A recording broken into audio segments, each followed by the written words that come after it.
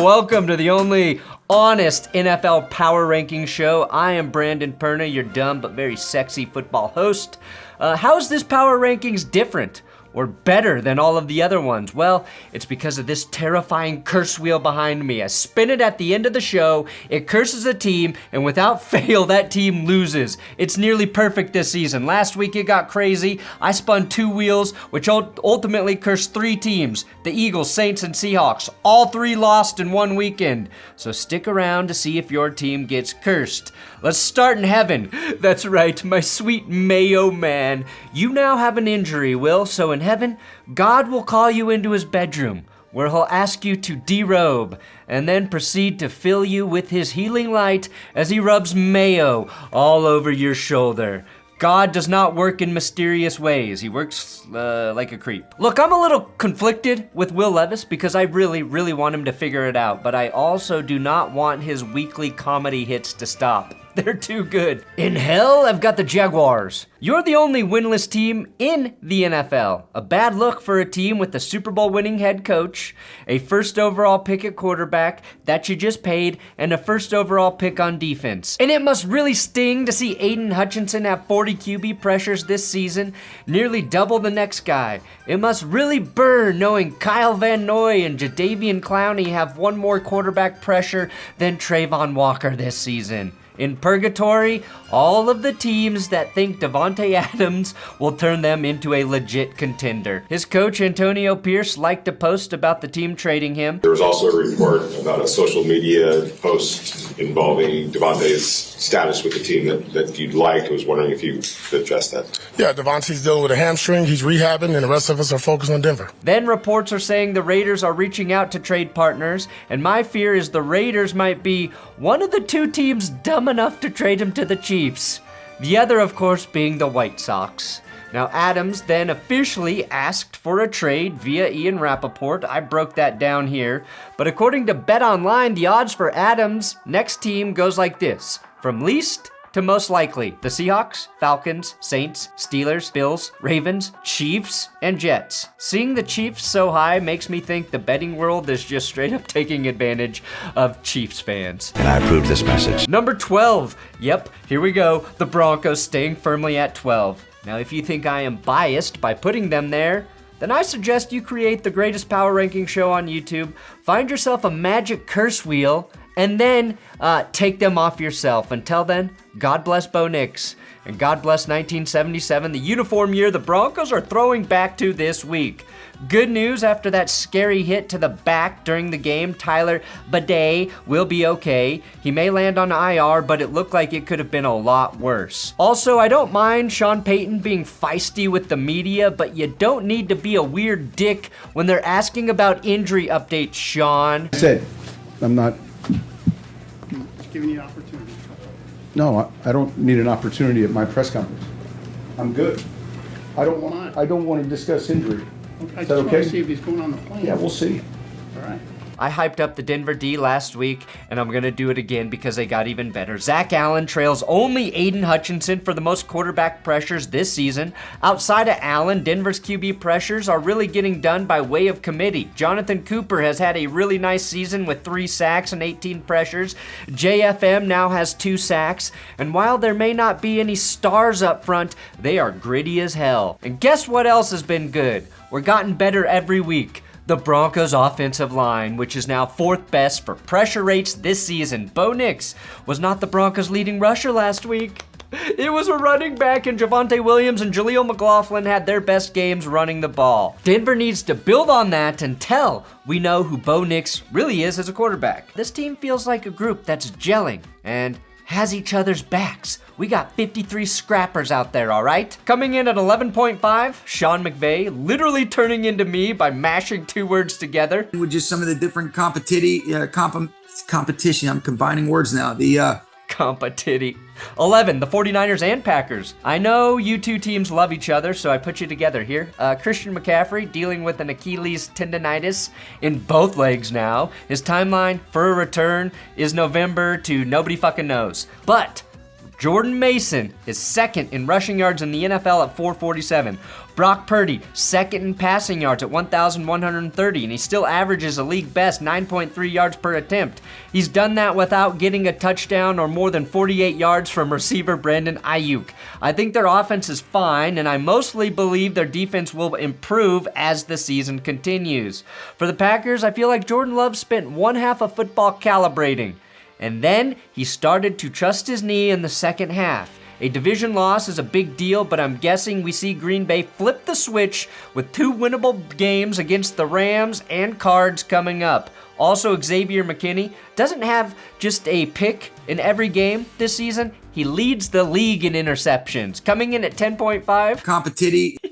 Competiti. Number 10, the Buccaneers. The Bucs were firmly on fraud watch after a 19-point loss to the Broncos, but week 4 showed us that the Broncos can back it up, and Tampa had no problem rebounding against the Eagles.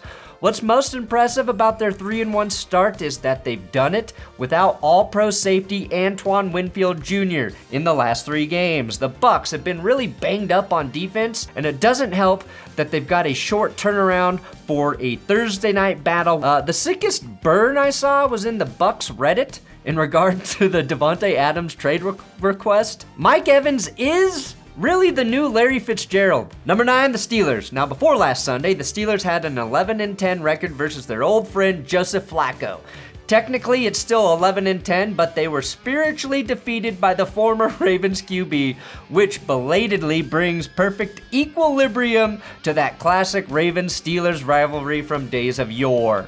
I don't put too much stock into that loss, but at some point, if Pittsburgh wants to keep their identity, they're going to have to figure out how to move the ball on the ground. Najee Harris is getting just 3.4 yards per carry and no touchdowns. Jalen Warren, who is supposed to be a breakout candidate, nice going, Brett Coleman, has carried the ball just 14 times this year and has yet to score. Naturally, their most effective runner has not been Justin Fields, Warren, or Harris. It's been 33-year-old Cordarrelle Patterson, averaging nearly 6 yards per rush. Number 8, the Seattle Seahawks. I apologize, Seattle. You were selected by the curse wheel last week, and suddenly you were without Leonard Williams, Byron Murphy, Boye Mafe, and Jerome Baker. Shit. So you had none of your most important front 7 players. The good news, Uchenna Nwosu, your 2022 sack leader, should be back in the lineup soon after missing all of this season with a knee injury he suffered in the preseason finale.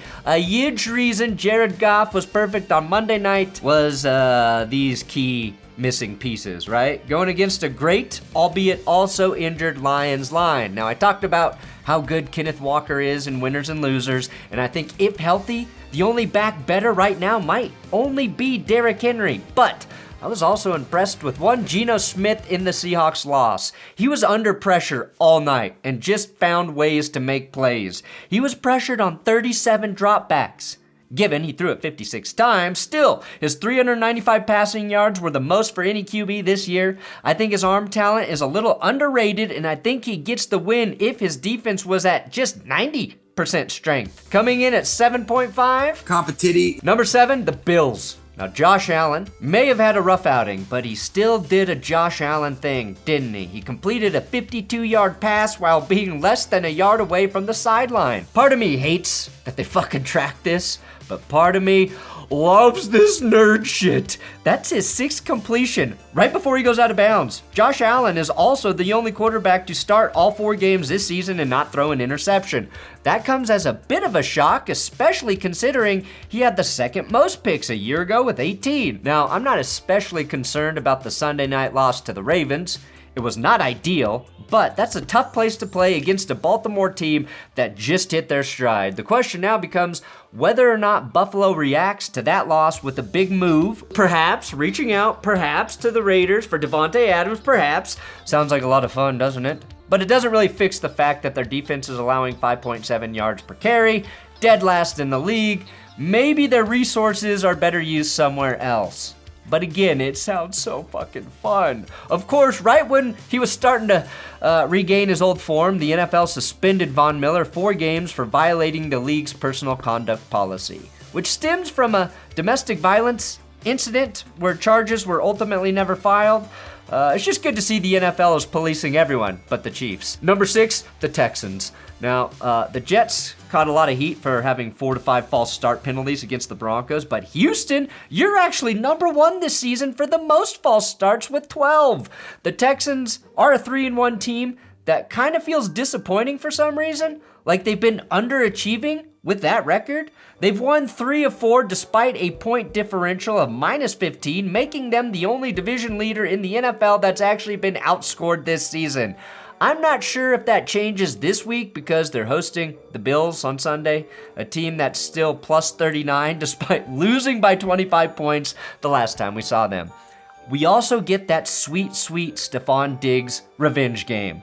Can he win the dagger this week? The revenge dagger, which I ordered. I ordered it. Please, if you haven't already, subscribe for your weekly power rankings. Also, today's show sponsored by Underdog and my code, That's Good. That's good. Use that code when you sign up to play Underdog, the best place to play daily fantasy, or make a pick'em entry. Here's mine for Thursday Night Football. I've got Vita Vea, Baker getting 2 touchdowns. My gimme pick is Kirk Cousins, and I like Bucky Irvin to have at least 44 rushing yards. So if you want to play with these picks, do it before Thursday Night Football starts. Maybe more smartly, play against my picks. Also, if we get 10,000 signups at Underdog, they have to pay me $1 million. Competiti. Number 5, the Commanders. Jaden Daniels and the Commanders offense can trade blows with anyone. Quite literally one of the most efficient offenses in the league per play right now. And while many want to credit Jaden Daniels or say a league-leading 10 rushing touchdowns, Commander fans, you better start sending your money to Thailand. Whatever the hell Cliff Kingsbury did in Thailand, and I'm not saying it's the thing Thailand is known for, it is working though. Cliff and Jaden are simply a better fit than Cliff and Kyler.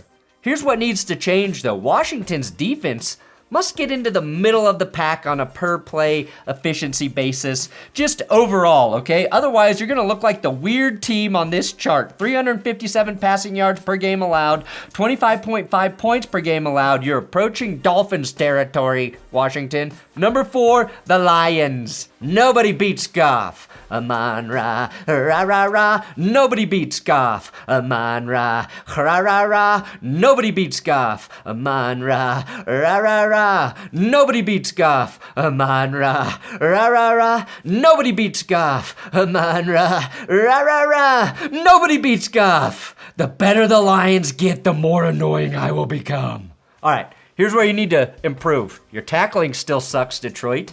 A Dan Campbell team that can't tackle, that's like that one sad asshole who tries to bring a meatless food to a barbecue contest. It just doesn't make sense. And while you're only 8th worst for most total penalties this season, your secondary is number 1 for defensive pass interference. Rookie Terrion Arnold leads the way with vet Carlton Davis trying to keep pace with them for some godforsaken reason. Those two have combined for 8 pass interference calls and 3 holding calls this year. Number 3, 0.5. Competiti. And number 3, the Ravens, the highest ranking of any 2-win team.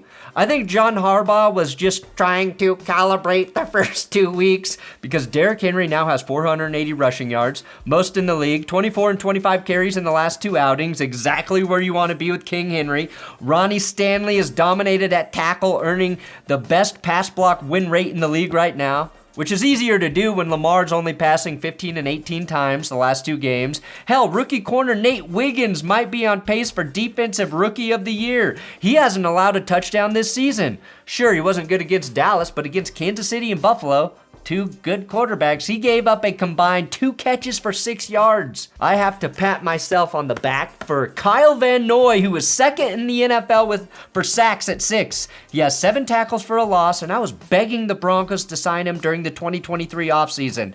And now in his 2nd year with the Ravens, he's on pace to get double-digit sack numbers for the first time in his fucking career. Number 2, the Vikings. You've made it all the way to number 2, Minnesota. Hell yeah. I would have you at number 1, but I really didn't like that second half of football. And here's why you might be number 1 next week. Jonathan Greenard agrees with me, and he stated, collectively, we're treating this like a loss. We literally were not happy about how we wanted to get this game. We left so many plays out there and messed up so many times on our end. And that's the mindset you want. Or he might just be reading crazy texts from Brian Flores saying, you guys won, but you're all losers who fucking lost, you sad sack loser pieces of shit. Get it together. Harsh, but motivational, Brian. Now, your defense is giving up a fourth best 14.8 points per game, Minnesota. That's almost 7 full points better than 2023. An early season stat, yes, but the last time Minnesota had a defense finish top 5 in scoring was 2019. Now, I crucified Bo Nix for listening to Christian worship music before the game. Here's some further evidence I might be right. What's your favorite pregame song? For me, favorite pregame song would have to be the one that I have to listen to every single game. Before every single game, 15th and the First by Gucci Mane and Waka Flocka Flame. Sam Darnold, you are cool. Number 1, the Chiefs. You are the other 4-0 team. Travis Kelce had 89 receiving yards in your win, meaning he produced more in that one game than he had in the first 3 games combined. We're not sure the extent of Rashee Rice's injury still, but it looks like it may not be season-ending. Or it's actually worse than we thought. We don't know. All I know is that Patrick Mahomes and his hit on Rashee Rice was only the second worst crash Rice has been involved in this year. I thought that was a decent observation, and then I saw Benchwarmer Brand tweeted this. At least Rashee Rice went out doing what he loved, ending a drive with a horrible collision and immediately leaving the scene. That's better writing than mine, Benchwarmer. Congrats. Now let's spin the devil. Hail, curse wheel, forgive us for not believing in you. Note, I tightened this little thing up here, so everyone who was like, I think it's weighted, Perna, it wasn't. I've spun this a bunch of times. It doesn't always land on 6 or 7, but I tightened this guy, and I think it helped. Praise the wee curse wheel. Give us something tasty this week, Mr. Curse Wheel. Who shall you sacrifice? Number 1? You finally went for the Chiefs! You finally went for the Chiefs! Do not fucking let me down, you son of a bitch! Yes! Do not let me down! Thanks for watching That's Good Sports. You guys wanted him to get the Chiefs and he waited till today. Oh, who they play? I don't even know who they fucking play. You're taking them down. Yeah! Oh, I'm being consumed by the power of the curse wheel. Oh.